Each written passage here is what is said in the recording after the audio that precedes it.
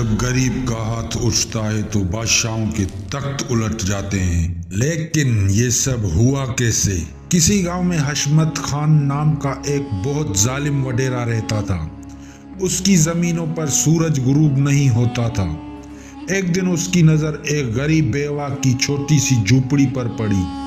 उसने हुक्म दिया, उस बुढ़िया का घर गिरा दो, मुझे यहाँ अपने घोड़ों के लिए अस्तंबोल बनाना है। वो बेवा रोती रही और चिल्लाती रही, सरदार, ये मेरा वाहिद सहारा है, मेरे यतीम बच्चों को छत से महरूम ना करो। लेकिन हशमत खान ने कहका लगाया और उसकी झुपड़ी मिट्टी का ढेर बना दी। कुदरत का खेल देखिए दोस्तों। उसी रात तूफानी बारिश शुरू हो गई।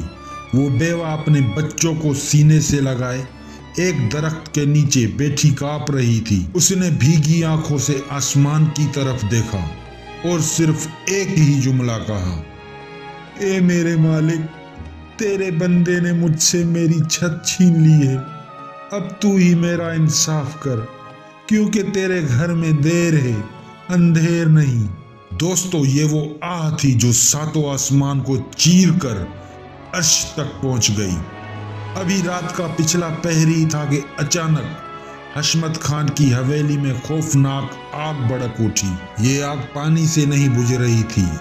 उसके वो कीमती घोड़े जिनके लिए उसने गरीब का घर गिराया था, वो सब जलकर राख हो गए।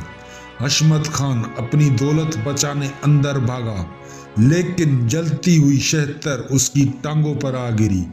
कल तक जो दूसरों को ठोकर मारता था, आज वो खुद अपनी जान की भीख मांग रहा था।